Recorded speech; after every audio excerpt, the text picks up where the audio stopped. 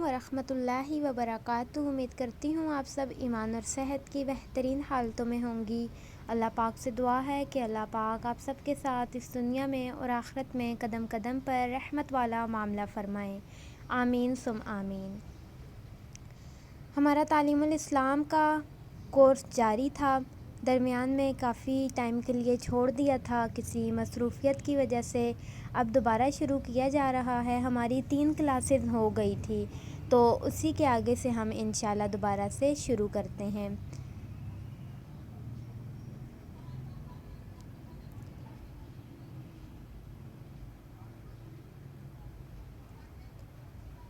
ہم نے جو آخری سوال پڑھا تھا وہ تھا 5 نمازوں کے کیا نام ہیں، تو آج ہم آگے سے شروع کرتے ہیں کہ اذان کسے کہتے ہیں۔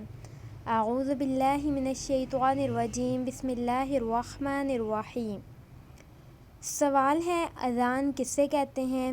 جواب، جب نماز کا وقت آ جاتا ہے تو نماز سے کچھ دیر پہلے ایک شخص کھڑے ہو کر زور زور سے یہ الفاظ کہتا ہے۔ نیچے اذان یہ پوری مکمل دی ہوئی ہے، آپ لوگوں کو اسکرین پر نظر آ رہی ہوگی۔ اللہ اکبر، اللہ اکبر، اللہ سب سے بڑا ہے، اللہ سب سے بڑا ہے۔ اللہ اکبر، اللہ اکبر، اللہ سب سے بڑا ہے، اللہ سب سے بڑا ہے۔ اشہد ان لا الہ الا اللہ، گواہی دیتا ہوں کہ اللہ کے سوا کوئی معبود نہیں۔ اشہد ان لا الہ الا اللہ، گواہی دیتا ہوں کہ اللہ کے سوا کوئی معبود نہیں۔ اشہد ان محمد رسول اللہ، گواہی دیتا ہوں کہ محمد صلی اللہ علیہ وسلم اللہ کے رسول ہیں۔ اشہد ان محمد رسول اللہ، گواہی دیتا ہوں کہ محمد صلی اللہ علیہ وسلم اللہ کے رسول ہیں۔ حی علی الصلاۃ، حی علی الصلاۃ، آؤ نماز کے لیے، آؤ نماز کے لیے۔ حی علی الفلاح، حی علی الفلاح، آؤ کامیابی کی طرف، آؤ کامیابی کی طرف۔ اللہ اکبر، اللہ اکبر، اللہ سب سے بڑا ہے، اللہ سب سے بڑا ہے۔ لا الہ الا اللہ، اللہ کے سوا کوئی عبادت کے لائق نہیں۔ ان الفاظ کو اذان کہتے ہیں، اور صبح کی اذان میں حی علی الفلاح کے بعد الصلاۃ خیر من النوم بھی 2 مرتبہ کہنا چاہیے، اور الصلاۃ خیر من النوم یعنی نماز نیند سے بہتر ہے۔ ہمیں اذان کا ترجمہ آنا چاہیے، اور جب اذان ہوتی ہے تو ہمیں اذان خاموشی سے سننی چاہیے اور اذان کا جواب بھی دینا چاہیے۔ اگلا سوال ہے تکبیر کسے کہتے ہیں؟ جواب، جب نماز کے لیے کھڑے ہونے لگتے ہیں تو نماز شروع کرنے سے پہلے ایک شخص وہی کلمے کہتا ہے جو اذان میں کہے جاتے ہیں، اسے اقامت اور تکبیر کہتے ہیں۔ تکبیر میں حی علی الفلاح کے بعد قد قامت الصلاۃ، جس طرح فجر کی نماز میں حی علی الفلاح کے بعد الصلاۃ خیر من النوم کہا جاتا ہے، تو اسی طرح تکبیر میں حی علی الفلاح کے بعد قد قامت الصلاۃ 2 مرتبہ اذان کے کلموں سے زیادہ کہا جاتا ہے۔ اگلا سوال ہے جو شخص اذان یا تکبیر کہتا ہے اسے کیا کہتے ہیں؟ جواب، جو شخص اذان کہتا ہے اسے مؤذن کہتے ہیں، اور جو تکبیر کہتا ہے اسے مکبر کہتے ہیں۔ اگلا سوال ہے بہت سے لوگ مل جل کر نماز پڑھتے ہیں، اس میں اس نماز کو اور نماز پڑھانے والے کو اور نماز پڑھنے والوں کو کیا کہتے ہیں؟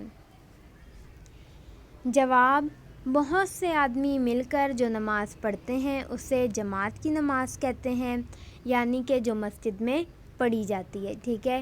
اور نماز پڑھانے والوں کو، جو نماز پڑھا رہا ہوتا ہے، پیچھے کافی سارے بندے ہوتے ہیں اور جو نماز پڑھا رہا ہوتا ہے اسے کیا کہتے ہیں؟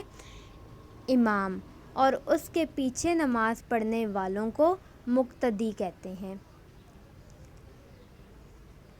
اگلا سوال ہے اکیلے نماز پڑھنے والے کو کیا کہتے ہیں؟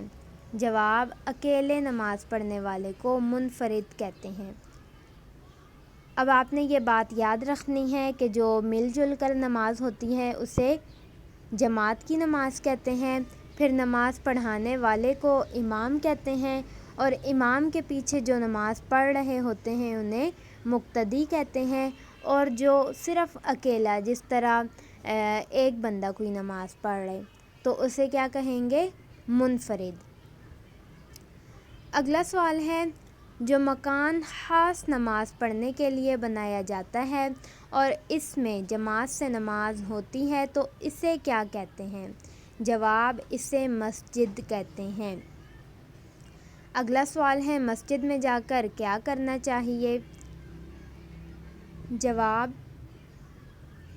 مسجد میں نماز پڑھیں، قرآن شریف پڑھیں یا کوئی اور وظیفہ پڑھیں، یا ادب سے چپ کے بیٹھے رہیں، یعنی کہ خاموش بیٹھے رہیں۔